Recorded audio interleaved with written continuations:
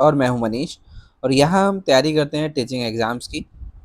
यहाँ आपको मिलेगा साइंस सब्जेक्ट का complete guidance including theory, previous year question और प्रैक्टिस एमसीक्यू, वो भी सिंपल, स्मार्ट और इजी तरीके से, जिसके लिए आपको करना होगा वीडियो को लाइक और चैनल को सब्सक्राइब। तो चलिए शुरू करते हैं आज की इस वीडियो को, जहाँ पर मैं आपको बैक्टीरिया यानी हिंदी में इसको बोलते हैं जीवाणु टॉपिक के प्रीवियस ईयर क्वेश्चन उसको हम सॉल्व करने जा रहे हैं। पहला क्वेश्चन है, which one is known as filamentous bacteria. वो बैक्टीरिया बताओ जो फिलामेंटस होता है। फिलामेंटस मतलब उसकी बॉडी जो होती है वो एक धागे नुमा आकृति जैसी होती है। ऑप्शन है माइकोप्लाज्मा, स्पाइरोचेट्स, एक्टिनोमाइसिटीज या विब्रियो। तो आपका जो करेक्ट आंसर है वो है option number C, actinomycetes. Actinomycetes वो बैक्टीरिया है जिसकी बॉडी फिलामेंटस होती है। ठीक है, तो यहाँ पर ये जो डायग्राम आप देख रहे हो ये है एक्टिनोमाइसिटीज का। ठीक है, जो कि है फिलामेंटस बैक्टीरिया। ये जो आप शेप देख रहे हो तो ये धागे नुमा आकृति है जिसको हम बोलते हैं फिलामेंटस शेप। और ये जो बैक्टीरिया है इस बैक्टीरिया का नाम है एक्टिनोमाइसिटीज। ठीक है, एक्टिनोमाइसिटीज के बैक्टीरिया हैं ये। ठीक है, तो ये सब आप इसका डायग्राम यहाँ पर देख सकते हो। ठीक है, माइकोप्लाज्मा क्या है? सबसे स्मॉलेस्ट बैक्टीरिया है। ठीक है, ये मोस्टली यूनिसेलुलर बैक्टीरिया होता है। ठीक है, विब्रियो कॉलरेई क्या है? ये कॉमा शेप्ड बैक्टीरिया होते हैं। ठीक है, ये क्या होते हैं? Comma shape bacteria. स्पाइरोचेट्स क्या होते हैं? ये आपके स्पाइरल शेप बैक्टीरिया होते हैं।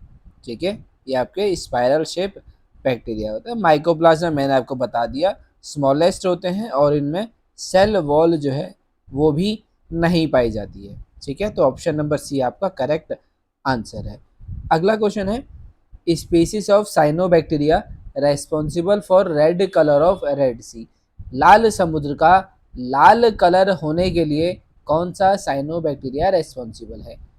क्रूकोकस, लिनगिबिया, ट्राइकोडेस्मियम, एरिथ्रेमियम और नॉस्टॉक। तो इसका जो करेक्ट आंसर है वो है ऑप्शन नंबर सी, ट्राइकोडेस्मियम एरिथ्रियम। ये वो साइनोबैक्टीरिया है जो लाल समुद्र के लाल कलर के लिए रेस्पॉन्सिबल होता है। ये बेसिकली वो साइनोबैक्टीरिया है जिसके अंदर से रेड कलर का पिगमेंट जो है वो रिलीज होता है और जो कि समुद्र को पूरा लाल कलर से भर देता है। ठीक है, इसीलिए समुद्र का कलर लाल होता है। ठीक है, जो ये क्रूकोकस है ये एक कोशिकी साइनोबैक्टीरिया है, यूनिसेलुलर साइनोबैक्टीरिया है। लिनगबिया क्या है? ये फिलामेंटस होता है। ठीक है, अगला है नॉस्टॉक। नॉस्टॉक भी एक साइनोबैक्टीरिया है जो बनाता है कॉलोनीज। ठीक है, ये कॉलोनीज में बना के रहता है। ये यहाँ पर मैंने आपको एक डायग्राम दिखाया है कि ऐसा रेड कलर का साइनोबैक्टीरिया होता है। ठीक है, अगला क्वेश्चन है, which of the following bacteria is parasite on other bacteria. वो कौन सा बैक्टीरिया है जो दूसरे बैक्टीरिया के ऊपर परजीवी की तरह रहता है? डेलोविब्रियो, थायोथ्रिक्स, एस्चेरिया, बेगियाटोआ।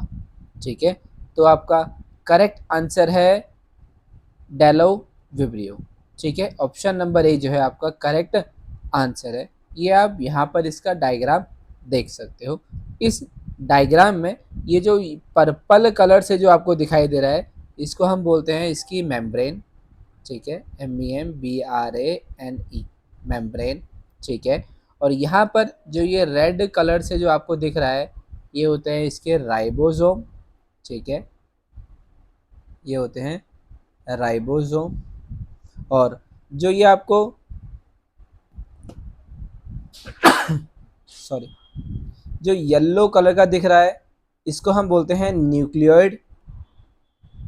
ठीक है, इस न्यूक्लियोइड के बाद ये जो आपको ग्रीन कलर का दिख रहा है इसको हम बोलते हैं ग्रेन्यूल। ठीक है, GRANULE, ग्रेन्यूल। तो ये है इस पूरे डायग्राम का लेबलिंग। ठीक है, और ये किसका डायग्राम है? डेलोविब्रियो का। ठीक है, ऑप्शन नंबर ए आपका करेक्ट आंसर जो है इसमें होने वाला है। एस्चेरिया क्या है? ये आपका इंटेस्टाइन में पाया जाता है। ठीक है, इंटेस्टाइन में पाया जाने वाला एक एस्चेरिया कोलाई इसकी पूरा नाम है, एस्चेरिया कोलाई या ई कोलाई भी हम इसको बोलते हैं, ठीक है। और यहाँ पर जो थायोथ्रिक्स है, थायोथ्रिक्स क्या है, सल्फर ऑक्सीडाइजिंग बैक्टीरिया, ठीक है, सल्फर ऑक्सीडाइजिंग बैक्टीरिया है। और बैगियाटोवा क्या है, ये आपका फिलामेंटस होता है और ये भी सल्फर बैक्टीरिया है, फिलामेंटस सल्फर बैक्टीरिया, ठीक है। तो ये था आपका इस क्वेश्चन का कंप्लीट एक्सप्लेनेशन। चलते हैं अगले क्वेश्चन की ओर। अगला क्वेश्चन है which is absent in Archie bacteria, Archie bacteria में इनमें से क्या चीज़ मौजूद नहीं होती है, पॉलीसेकेराइड, पेप्टिडोग्लाइकन, लिपिड्स या प्रोटीन। तो आप जैसा आपको पता है आर्की बैक्टीरिया में पेप्टाइडोग्लाइकन मौजूद नहीं होता है, इसलिए आपका ऑप्शन नंबर बी जो है यहाँ पर करेक्ट आंसर होने वाला है।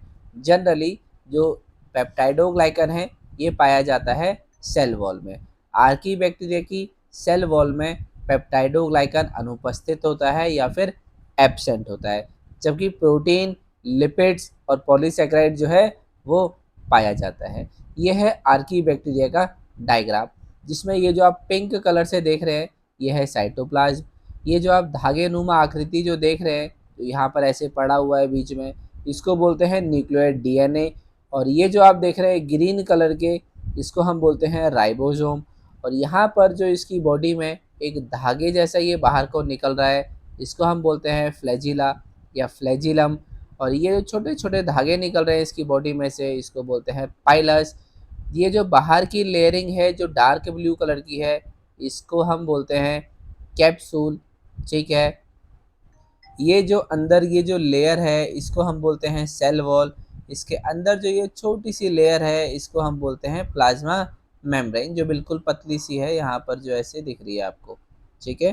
तो ये है कंप्लीट डायग्राम आर्की बैक्टीरिया का, ठीक है। चलते हैं अगले क्वेश्चन की ओर। अगला क्वेश्चन है mesosomes are not associated with, mesosome किससे संबंधित नहीं है, not associated, cell wall formation से, डीएनए रेप्लिकेशन से, रेस्पायरेशन से या प्रोटीन सिंथेसिस से। तो जब आप चारों ऑप्शन को देखेंगे तो आपके दिमाग में क्वेश्चन आएगा कि जो प्रोटीन बनाता है वो बनाता है राइबोसोम, ठीक है। राइबोसोम बनाने वाली, राइबोसोम को कहते हैं प्रोटीन फैक्ट्री, मतलब जो प्रोटीन जितनी भी बनती है वो कौन बनाता है, राइबोसोम। इसीलिए हम ये कह सकते हैं कि ये मीजोसोम जो है ये प्रोटीन नहीं बनाता है, ठीक है। प्रोटीन कौन बनाता है, राइबोसोम। तो मीजोसोम्स का काम क्या होता है, सेल वॉल बनाना, डीएनए रेप्लिकेशन में हेल्प करना और रेस्पायरेशन में रोल प्ले करता है कौन, मीजोसोम्स, ठीक है। और ये जो मीजोसोम्स क्या होते हैं, तो जो प्लाज्मा मेम्ब्रेन होता है, प्लाज्मा मेम्ब्रेन की जो फोल्डिंग होती है उसी को हम बोलते हैं मीजोसोम्स। प्लाज्मा मेम्ब्रेन की जो फोल्डिंग होती है उसको हम बोलते हैं मीजोसोम्स, ठीक है। ये कंप्लीट एक डायग्राम है बैक्टीरिया की सेल का। बैक्टीरिया की सेल में जो उसकी प्लाज्मा मेम्ब्रेन है उसकी फोल्डिंग को ही कहते हैं मीजोसोम्स, ठीक है। ये जो आप देख रहे हैं ये फ्लैजिला है या फ्लैजिलम इसको हम बोलते हैं, जो अभी आपको दिखाया है मैंने। ये जो ऊपर है इसको बोलते हैं न्यूक्लियोइड, जो ये धागे नुमा ऐसे बीच में पड़ा हुआ है इसको बोलते हैं डीएनए। और ये जहाँ पर रखा गया है उस जगह को बोलते हैं न्यूक्लियोइड। और ये जो आप धागे नुमा आकृति देख रहे हैं इसको हम बोलते हैं डीएनए, इसका जेनेटिक मटेरियल, ठीक है। और ये जो आप ब्लू कलर से देख रहे हैं इसी को बोलते हैं प्लाज्मा मेम्ब्रेन। अब ये प्लाज्मा मेम्ब्रेन कभी कभी अंदर की तरफ धसी होती है और ये फोल्डिंग बनाती है, उसी को हम बोलते हैं मीजोसोम्स। ये प्लाज्मा मेम्ब्रेन जब अंदर की तरफ ऐसे मुड़ जाती है या इसकी फोल्ड हो जाती है तो इसकी फोल्डिंग को हम बोलते हैं मीजोसोम्स, ठीक है।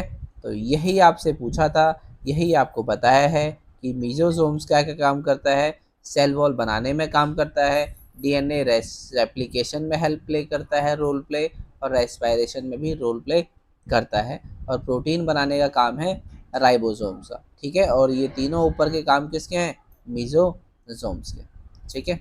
तो ये थे आपके इस वीडियो के क्वेश्चंस।